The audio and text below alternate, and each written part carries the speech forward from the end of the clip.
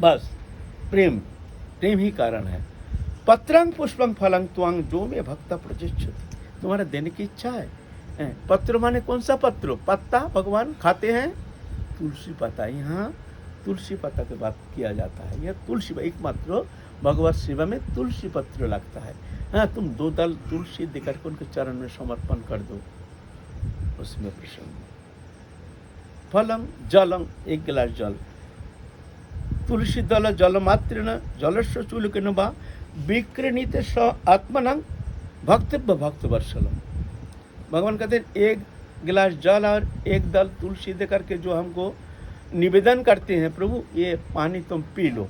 भगवान कहते हैं उसको मैं क्या दूं, उसके लिए मैं चिंतित हो जाता हूँ। तो विक्रणित स्व आत्मनंग, मैं अपने आत्मा को भी बेचने के लिए तैयार हो जाता हूँ, उसके पास ऋणी हो जाता हूँ। भक्ति से देते हैं तो ऐसे नहीं तुम जल दे दिया भगवान तुमको आत्मा दे दिया, ऐसा थोड़ी होता है। तुम्हारा पास प्रेम कितना है भगवान ये देखते हैं। प्रेम से तुम 1 गिलास जल दे दिए ना, भगवान कहते हैं विक्रणित स्व आत्मनंग, भगवान आत्मा तक देने के लिए तैयार हो जाते हैं। ऐसे भक्त वत्सल भगवान। लेकिन देखो मनुष्य कितना बेईमान निमक हराम है। भगवान हमको जीने के लिए समस्त प्रकृति संपदा समस्त सृष्टि रचना करके हमारे जीने के लिए हमको भगवान इतना कर रहे हैं। बोलते तुम हमारे क्या सेवा करोगे? देखो हम तुम्हारी सेवा कर रहे हैं, तुमको हमारे लिए थोड़ा सा भी चिंता नहीं होती है। हम तुमको इतना प्यार करते हैं। ममई वंश जीवलोक जीवभूत सनातन मन षष्ठान इंद्रियानि प्रकृति स्थानी कर्षति। मेरे अविनाशी अंश जीव चैतन्य सत्ता प्रकृति में इंद्रिय के द्वारा उसको आकर्षित होकर के उसको भोगता है मेरे अंश। तब भगवान कहते हैं ये प्रकृति समस्त संपदा हम तुम्हारे लिए सृष्टि की, क्या दोगे हमको? हमको कुछ नहीं चाहिए। अगर देना है तुम्हारा मन को हमको दो, थोड़ा हमको प्यार करके तुम देखो, फिर देखो हम तुम्हारे लिए क्या करते हैं। तुम्हारे लिए मैं आत्मा तक देने के लिए तैयार हो जाता। ऐसे भगवान कृतज्ञ महान है। ये अनंत विभु अनंत आनंद संपदा, ये संपदा तुम्हारे लिए भगवान रखे हैं। कहते हैं तुम्हारे मन को हमको दो, फिर ये समस्त जो सुख संपत्ति है आप सब तुम्हारे लिए हम रखे हैं, हम तुमको दे देंगे, हम तुमको दे देंगे, है ना। ये अनंत भंडार, भगवान अनंत है। तो भगवान चाहते हैं सभी जीव भजन करके हमारे पास आ जाए। वो तो कमी नहीं है, अनंत। कितना तुम वहाँ आनंद सिंध में तुम गोता लगाओ कि कितना आनंद चाहिए, अंतहीन आनंद। यहाँ तो आनंद है ही नहीं। अनित्यम सुखं लोकमिमं प्राप्य भजस्व माम। अर्जुन संसार सुखहीन, अनित्यम यहाँ नित्य नहीं, नष्ट हो जाएगा। असुखम यहाँ सुख है नहीं, मेरा भजन करो। ये जागतिक संसार में कौन सा सुख के लिए, कौन सा सुख की आशा लगी, आशा के लिए, कौन सुख प्राप्ति के लिए, कौन सुख अनुसंधान के लिए तुम इस तरह से अपने मानव जीवन तुम नष्ट कर रहे हो? भगवान कहते कुछ नहीं चाहिए हमको, तुम्हारा मन को हमको तो मन मना भव, बस इसी में हम प्रसन्न है, तृप्त हो जाएंगे, इसी में हम तृप्त हो जाएंगे। लेकिन देखो हमारे हृदय में भगवान के लिए कोई स्थान है नहीं। संसार के लिए जो हमको कुछ देगा नहीं, दे नहीं सकता है, उनके लिए हम अपना जीवन को समर्पण करके, उनके सुख सुविधा के लिए अपना मानव जीवन चौपट करके ना जाने क्या क्या गलत राह पर हम चल रहे हैं। अपने भोग सुख के लिए ना जाने कैसे कैसे गलत मार्ग अवलंबन करके, धन उपार्जन करके, इनके सुख के लिए हम जी रहे हैं। कुछ मिलेगा नहीं, मिला नहीं, किसी को मिला नहीं, मिलता नहीं, मिल नहीं सकता है। अगर विश्वास नहीं तो तुम में किसी को भी पूछ लेना, तुम सुखी हो? अगर कोई कह देना हम सुखी हैं, यहाँ कोई सुखी है नहीं, यहाँ कोई सुखी है नहीं, यहाँ कोई सुखी है नहीं, हो नहीं सकता है। जितना उम्र बढ़ता है उतना यह दुखी होता जाता है। और एक समय वही आशा लेकर के, सुख की आशा लेकर के मरता है, फिर जाकर 84 लाख जोनी में फिर जा कर के जन्म लेता है, घूमता है। इस तरह से जीव संसार चक्र में पुनः पुनः आवर्तित होकर के दुखमय सागर में गोता लगा रहे हैं, दावानल पीड़ित होकर के कष्ट में जल करके ताप करके 84 लाख जोनि में इस तरह से भ्रमण कर रहा है। और जिनके चरण आश्रय करने से थोड़ा सा उनके चरण में थोड़ा सा मन को अर्पण करके उनके नाम लेने से बस इसमें भगवान प्रसन्न हो जाते हैं। कुछ खोने का भय नहीं, मिलेगा अनंत। कोई वस्तु खोने का भय नहीं, मिलेगा अनंत। और संसार को तुम प्यार करोगे, खो जाएगे तुम्हारा समस्त वस्तु, मिलेगा कुछ नहीं। और वहाँ खोने का कोई भय नहीं, मिलेगा अनंत। ऐसे है ना। तो भगवान कहते हैं तुम्हारा मन को हमको दो, सिर्फ हमसे प्यार करो थोड़ा सा, फिर देखो, फिर तमाशा देखो हम तुमको क्या देते हैं, ये देखो। वास्तव में क्या कहूँ, दूसरे का बात छोड़ो। मैंने हम लोग तो भजन तो उतना करते नहीं हैं, भजन तो करते नहीं हैं उतना, लेकिन फिर भी उनके शरण में पड़े हैं, फिर भी बहुत कुछ दिख रहे हैं। क्या करते हैं भगवान?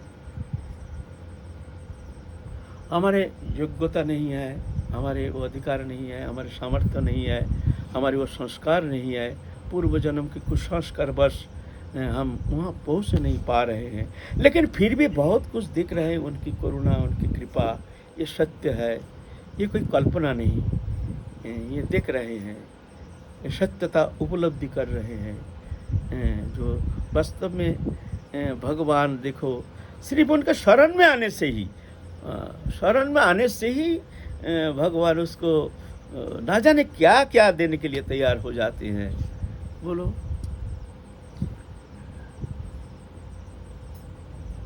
कल गुरु पूर्णिमा है, सबकी आशा है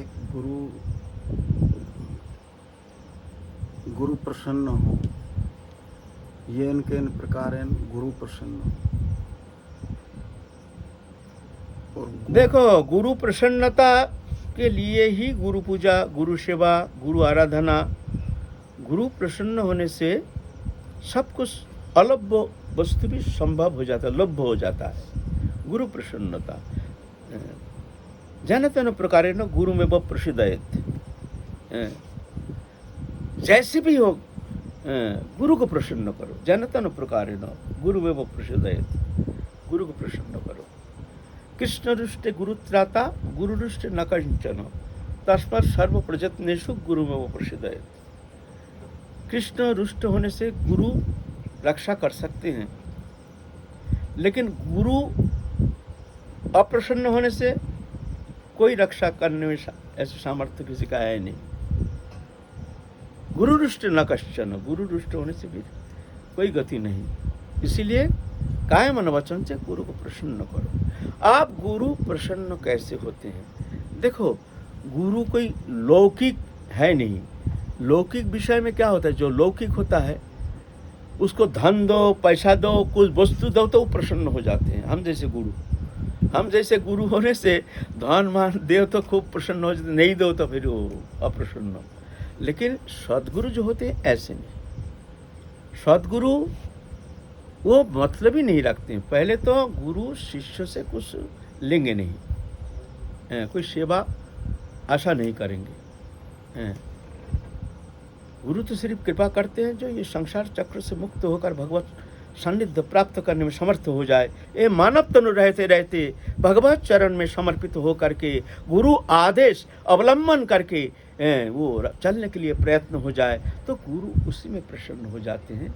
गुरु जैसे आदेश करते हैं, तुम ये करो, ऐसा करो, ऐसा भजन करो, ऐसा भजन करो, तो उसमें गुरु प्रसन्न होते हैं। गुरु आदेश, गुरु प्रसन्नता,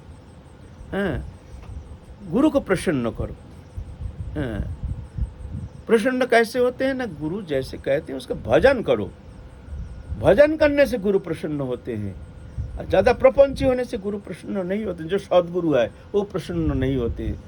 वस्तु से गुरु प्रसन्न नहीं होते हैं। जो वस्तु दे करके गुरु को प्रसन्न करोगे ऐसा होता नहीं है। वो तो हम जैसे गुरु होगा, लेकिन सद्गुरु ऐसा नहीं होते हैं। इसीलिए जो शिष्य गुरु आदेश पालन करते हैं, गुरु आदेश अवलंबन करके कायमन वचन से भगवत सान्निध्य प्राप्त करने के लिए प्रयत्न करते हैं, ध्यान धारणा उपासना करते हैं, गुरुदेव उसके ऊपर अधिक प्रसन्न होते हैं। यह है गुरु सेवा। तो ये गुरु पूर्णिमा क्या है? देखिए, जो भजन करते हैं, एकनिष्ठ गुरु भक्त है, उसके लिए क्या गुरु पूर्णिमा? उसके लिए तो रोज ही गुरु पूर्णिमा है। वो तो हर समय गुरु सेवा करते हैं, हर समय गुरु चिंतन करते हैं, हर समय गुरु सान्निध्य में ही रहते हैं। तो ये किसके लिए? ये है साधारण गृहस्थी के लिए, जो कभी संसार में ऐसे लिप्त हैं, कभी गुरु सान्निध्य में जाते नहीं, कभी कभी याद कर लेते हैं। तो ऐसे लिए इसीलिए एक उपाय बताए हैं, जो कभी कभी कम से कम साल में एक बार कम से कम इस बहाना से गुरु चरण सान्निध्य में जा करके उनको सेवा करने का कुछ मौका मिल जाए, गुरु पूजा करके वो धन्य हो जाए। इसीलिए उनके लिए ये विशेष गुरु सेवा, ये ऐसे विधान है शास्त्र में। जैसे मदर्स डे, फादर्स डे, ये सब है ना। ये क्या है? जो माता पिता का सेवा नहीं करते हैं, दूर दूर रहते हैं, मदर्स डे में आके माँ को कुछ पूजा भेंट प्रणामी दे करके माँ को खुशी करते हैं। ऐसा थोड़ी है। जो मातृ सेवक है उसका मदर्स डे रोज ही मदर्स डे है। जो पितृ सेवा में रहते हैं रोज ही फादर्स डे है। ये विदेश में होता है, वो लोग माता पिता से दूर रह जाते हैं, 15-16 साल होने से घर छोड़ के भाग जाते हैं, भाग करके अपना इच्छा अनुसार चलते हैं, कभी खबर भी नहीं लेते हैं। उनके लिए मदर्स डे एक दिन आ गया, चलो माँ के पास जाए, याद करते हैं। हमारे लिए तो मदर्स डे रोज मदर्स। तो गुरु पूर्णिमा भी ऐसा ही है। गुरु तो हर समय हमारे भीतर है, हर समय गुरु सेवा। एक पर्टिकुलर गुरु पूर्णिमा के दिन ही की एक गुरु सेवा होती है, हर समय गुरु सेवा। कैसे समझें कि हमारा गुरु के प्रति हमारी निष्ठा और उसका आकलन हम कैसे करें? हम तो गुरु मन प्राण से तो हम चाहते हैं कि गुरु हमसे प्रसन्न हो, लेकिन हम इस बात को कैसे समझें कि हमारी निष्ठा गुरु के श्री चरणों में हमारी निष्ठा हुई है या कितनी हुई है, नहीं हुई है?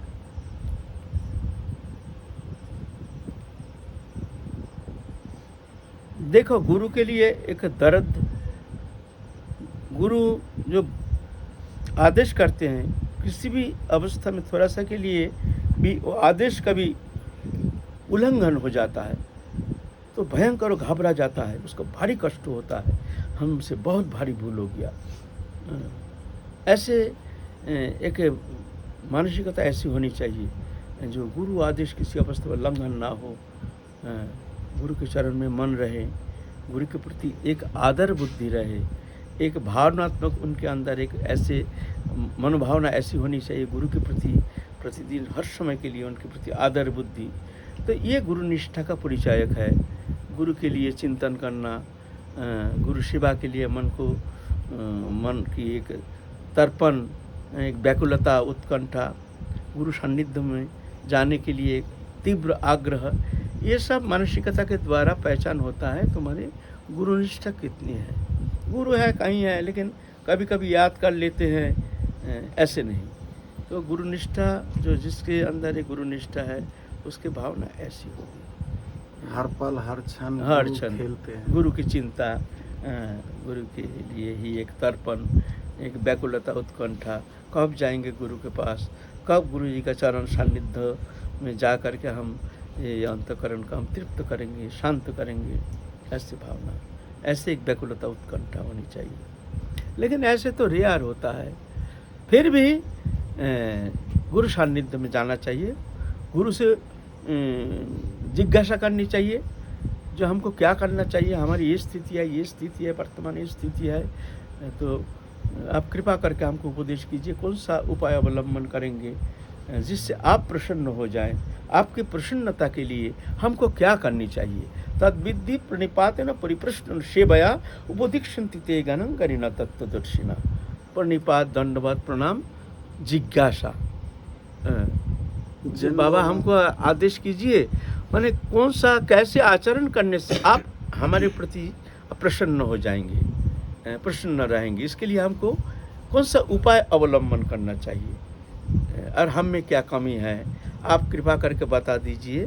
हम कोशिश करेंगे जिससे वो कमियां मिटाने के लिए हम प्रयत्न करेंगे। इस तरह से। जिन्हें देश काल परिस्थिति अनुसार जिज्ञासा करने का अवसर नहीं प्राप्त होता, ये तो पता है कि गुरुजी, वो तो सत्संग में मालूम पड़ जाता है कि गुरुजी ऐसे चाहते हैं, ऐसे नहीं चाहते, विधि निषेध क्या है वो सब श्रवण कर रखा है। तो क्या उसी को आज्ञा मान करके हम अपना जीवन निर्वाह करें? ये भजन पद्धति, ये उसी पद्धति के संबंध अनुसार- में तो गुरु के पास जा करके ही उस विषय जिज्ञासा करनी चाहिए, हमको क्या क्या करना चाहिए, अगर कैसे नहीं हैं? अवसर प्राप्त होता हो, कैसे अवसर, गुरु- सब दुनिया का समस्त काम सब कुछ करने का अवसर मिल जाता है, रिश्तेदार कुटुंबों में जाने का अवसर मिल जाता है, रिश्तेदारी में जाने के लिए आपको अवसर मिल जाता है, भ्रमण करने के लिए आपको अवसर मिल जाता है, और गुरु सान्निध्य में जाने का अवसर नहीं मिलता है, हमारा समय नहीं मिलता है। बाबा क्या करें, 1 साल बीत गया, आपका चरण में, आपका सान्निध्य में आने के लिए कोशिश कर रहे हैं लेकिन आ नहीं पा रहे हैं, ये बहाना है ना। लेकिन बात क्या है कि अब तो बहुत सारे लोग आते हैं, मन ही मन आपको गुरु मानते हैं, लेकिन दर्शन होने का ही इतना ही अवसर मिल जाए वही काफ़ी है। तो वो बेचारे कहाँ जिज्ञासा कर पाएंगे और कहाँ तक आप जवाब दे पाएंगे उनका? तो इस नहीं, ये तो परिस्थिति जो में क्या गुरु किया जाए? मन ही मन में मानते हैं, ऐसे हम गुरु है नहीं लेकिन हमको गुरु बुद्धि करते हैं, उनका बात तो अलग है। लेकिन जो मंत्र लिया है, उपदेष्टा मान करके उनके चरण सान्निध्य में आकर के उपदेश प्राप्त किए हैं, उनके लिए ये प्रश्न आता है, उनके गुरु सान्निध्य में जाकर के जिज्ञासा करना चाहिए, हमको क्या करना चाहिए, कौन सा उपाय अवलंबन करना चाहिए जिससे आप प्रसन्न रहेंगे। जिन्होंने हमारे ऊपर। मंत्र लिया है उनकी संख्या तो 2-4 है, और जिन्होंने मंत्र नहीं लिया है और जो मन ही मन गुरु मानते हैं उनकी संख्या हजारों में है। हम्म। तो वो लोग बेचारे क्या वंचित रह जाएंगे जीवन के लिए? ना, वंचित क्यों रहेंगे, वो लोग भगवान का नाम करेंगे, भगवान का नाम करते रहो और प्रभु का चिंतन करते रहो और प्रभु के चरण में प्रार्थना करते रहो। तो जी प्रभु हमको सद्बुद्धि दो, हमारे जो कमियां हैं आप कृपा करके हमारे अंतःकरण से कमियां को मिटा दो, हम तुम्हारे शरणागत हैं, ऐसे व्याकुलित होकर के भगवत चरण में प्रार्थना करने से भगवान उसको शुभ बुद्धि देते हैं। ऐसे नहीं, भगवान इतना कठोर नहीं है। ददामि बुद्धि जुगं तंग जेन मामुपजान्ति थे, मैं बुद्धि देता हूँ जिस बुद्धि के द्वारा वो मेरे को जान जाता है। ऐसा है ना, तो ऐसी बात नहीं है, उसके लिए ऐसे प्रार्थना करना चाहिए, एक हार्दिक प्रार्थना, शाब्दिक नहीं, हृदय से अगर ऐसे प्रार्थना करते रहते हैं तो ऐसे नहीं, भगवान उनका अंतःकरण में रह करके उनको ऐसे बुद्धि देते हैं। तेषांग एवं अनुकंपार्थो अहं अज्ञानजं तमो नाशयामि आत्मभावस्थो ज्ञानिधिविन भाष्यता, उनको अनुकंपा कृपा करने के लिए उनके हृदय में बैठ करके मैं उसके भीतर ज्ञान रूप प्रदीप को प्रज्वलित कर देता हूँ, उसका अंधकार को मैं नाश कर देता हूँ। नाशे में आत्मभवस्त, नाश कर देता हूँ, आत्मभवस्त भीतर में बैठ करके ज्ञान दिव्य भाष्यता, ज्ञान रूप प्रदीप को प्रज्वलित कर देता हूँ। वो जान जाता है, उसका बुद्धि उसमें शुद्ध होने के कारण वो देखता है हमारे अंदर कमी क्या है, कैसे क्या करें, कौन सा उपाय अवलंबन करने से फिर हम सही मार्ग में चल पाएंगे। तो ये बुद्धि भीतर में स्वयं प्रभु देते हैं। ऐसे समर्पित होने से फिर जाके प्रभु उसको बुद्धि देते हैं। और जो अपने को बुद्धिमान मानते हैं, अपने को बुद्धिमान मानते हैं, हम बहुत जानते हैं, बहुत समझे हैं, शास्त्र अध्ययन किए हैं, तो भगवान कहते हैं ये तो अपने को बुद्धिमान मान रहा है, भाई चलो। तो हमारा क्या ठेका पड़ा है तुमको बुद्धि देने का? बुद्धि तो हम उसको देते हैं जो कुछ जानता नहीं, और तुम तो अपने को मानते हो मैं बहुत बुद्धिमान हूँ, ज्ञानी हूँ, तो ठीक है, अच्छा है, बढ़िया है, चलो। ऐसा है ना। तात्पर्य ये है कि जो मन ही मन जो गुरु मानते हों उनको समष्टि गुरु रूप में वो व्यष्टि गुरु ही कृपा से वंचित नहीं करेंगे ना, वो कृपा से वंचित नहीं होगा, क्योंकि भगवान गुरु रूप में विद्वान है। एक गुरु मंत्रोदय काने और एक गुरु मंत्रोदय प्राणे, यह है चैत्य गुरु। एक गुरु मंत्रोदय काने, ये जो कान फूकते हैं वो है एक गुरु, वो बेष्टि गुरु। और एक गुरु मंत्रोदय प्राणी माने ददामी बुद्धि जोग, ये चैत्य गुरु हमारे भीतर बैठे हुए हैं, हमारे साथ एकदम भीतर हृदय में बैठे हुए हैं, वो हमको बुद्धि देते हैं। है ना। ऐसे तो उनके शरणापन्न होकर के जब उनसे प्रार्थना करते हैं अति विनम्रता से, उस धारा बहा करके जब उस प्रार्थना करते हैं तो भगवान उसके भीतर ही बुद्धि दे देते हैं। ऐसे एक प्रश्न और लास्ट, सबकी इच्छा है कि आपसे जो है दीक्षा मंत्र लिया जाए, तो आप अभी तक तो आपने दीक्षा तो किसी को दी नहीं है। भाई देखो, गुरु बनना हमारा आदत नहीं ना, इसमें हमारा कोई आग्रह है, बल्कि हमको बहुत भय लगता है। भाई हम अपने कहाँ गड्ढा में पड़े हुए हैं, हम खुद फंसे हुए हैं, भाई हम किसको बंधन मुक्ति करेंगे। इसीलिए भाई ये सब शब्द हमको अच्छा नहीं लगता है। अभी ये भगवान है, उनकी सृष्टि है, वो देखेंगे, इसके लिए हमको चिंता करने का कोई अवकाश नहीं है। जय जय श्री राधे श्याम।